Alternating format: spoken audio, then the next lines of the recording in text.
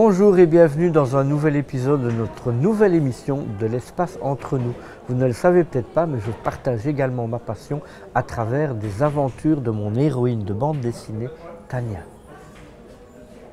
Ayant fait des études de bande dessinée à Saint-Luc à Liège, j'ai tout naturellement créé une héroïne appelée Tania. Et tous mes copains dessinateurs me disaient « Mais pourquoi t'en fais pas une astronaute ?» Mais il fallait attendre l'opportunité. Internet n'existait pas à ce moment-là et donc pour avoir la documentation, c'est quand même un sujet assez pointu. Il fallait trouver les photos, de la documentation, etc.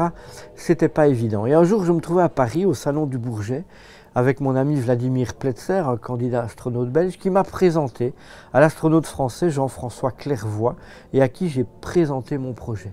Il a été très enthousiaste de mon idée de faire de la bande dessinée sur le thème du spatial. Il est retourné à Houston le lendemain de notre entrevue parce qu'il continuait son entraînement. Il venait d'être nominé pour un second vol dans l'espace. Et depuis Houston, un soir, quelques jours plus tard, il m'a téléphoné pour me dire « On y va, je vais t'aider, de quoi as-tu besoin, etc. » Et est née bien sûr une grande relation d'amitié entre Jean-François et moi et nous avons beaucoup travaillé de manière à écrire un scénario plausible.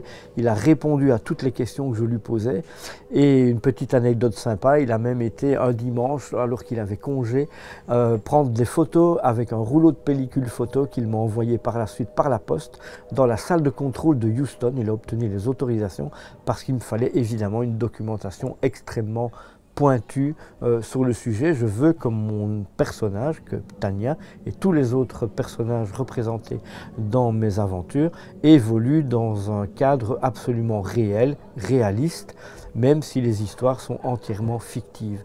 Alors il y a une intégrale qui est sortie dernièrement, qui s'appelle Tania, l'Europe dans l'espace, qui regroupe les 3 derniers albums de Tania en un seul volume. Alors Tania est en fait une astronaute européenne, c'était important, et elle présente évidemment, elle évolue dans le milieu européen de la conquête de l'espace.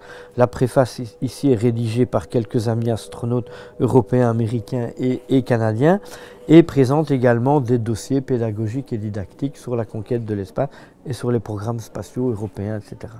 Alors bien entendu, étant un habitué des centres de la NASA, de l'Agence spatiale européenne, j'ai pris des centaines et des centaines de photos partout et mes voyages, mes rencontres, mes découvertes de décors, etc. ont permis évidemment de recréer des histoires qui s'intègrent dans le réel du spatial, notamment ici, par exemple à Cap Kennedy, j'ai Tania qui s'entraîne à évacuer la navette spatiale en cas de souci juste avant un décollage et elle évacue la tour de lancement, elle va dans le bunker, elle pilote le char d'entraînement, le char que les astronautes pourraient utiliser en cas d'incendie sur le pas de tir.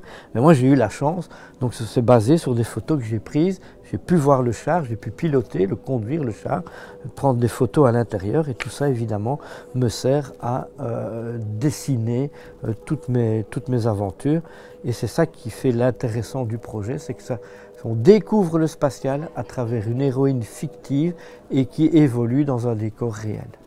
J'ai également un autre livre qui est sorti plus récemment, qui m'a été commandé par les éditions Casterman dans le cadre d'une collection existant déjà avec beaucoup de titres principalement historiques, qui s'appelle La conquête de l'espace, dans la collection Les voyages de Lefranc, Lefranc étant un personnage de bande dessinée de Jacques Martin.